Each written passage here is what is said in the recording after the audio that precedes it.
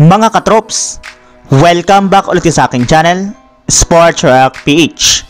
At ngayon nga ay pag-uusapan natin ang balitang sinisisi na nga po ng mga fans ng New York Knicks si Tom Thibodeau sa sunod-sunod na pagtatama ng injury ng kanilang mga players.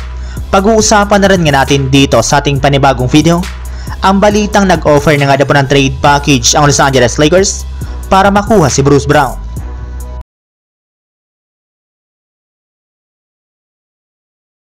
Kasunod nga po mga katrops ng pagkakatalo noong nakarang araw ng New York Knicks sa kanilang Game 7 laban sa Indiana Pacers, ay tuluyan na nga po magtatapos ang kanila sanang napakagandang kampanya ngayong season na sinira lamang ng pagtatamo ng injury ng halos lahat ng kanilang mahalagang manlalaro sa kanilang lineup.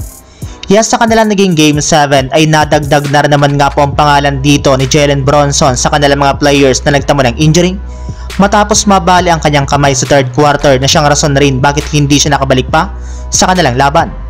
Yes, nakasama na nga po siya kina OG Anunoby, Josh Hart, Julius Randle, Mitchell Robinson at Bojan Bogdanovic. At kasabay nga po niyan ay marami na nga po mga fans ang sinisisi ngayon ang kanilang head coach na si Tom Thibodeau. Sa katunayan, parati nga pong nagtatamo ng injury ang kanyang mga players dahil sa pag-overuse nga po niya sa mga ito. Kaya kung sakali man nga po na hindi niya baguhin ang kanyang estilo sa paggamit ng players, ay mas dadami pa nga po sa kanilang kupunan ang magtatamo ng injury at masisira ang karira. Samantala, punta naman tayo sa ating sunod na pag-uusapan sa balitang nag-offer na nga po ng trade package ang Los Angeles Lakers para makuha si Bruce Brown. Kagaya nga po ng naibalita ko sa inyo mga katrops, expected na nga po na makikipag-agawan ng kupunan ng Lakers sa pagkuha kay Bruce Brown once na magsimula ng offseason, since matagal na rin naman nga po nila itong target na makuha at may dagdag sa kanilang lineup bilang kanilang 6th man.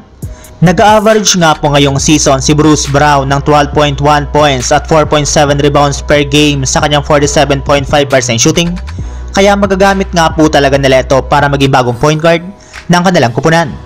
Pero hindi rin naman nga po magiging madali para sa koponan ng Los Angeles Lakers ang pagkuha nila sa kanya, since kailangan muna nga po nilang kumbinsin ang front office ng Toronto Raptors sa pamamagitan ng pag-offer ng isang magandang trade package. At base nga po sa pinakahuling inilabas na balita, handa rin naman nga po ang Lakers na ibigay sa Raptors ang hinihingi nga po nitong isang future first round pick at second round pick, at sasamahan na rin naman nga po nila ng isang player sa katauhan ni Gabe Vincent upang sa ganon ay mas maging madali ang kanilang gagawing trade ngayong offseason. So yun lang mga katrops, ang handog kong story ngayong araw.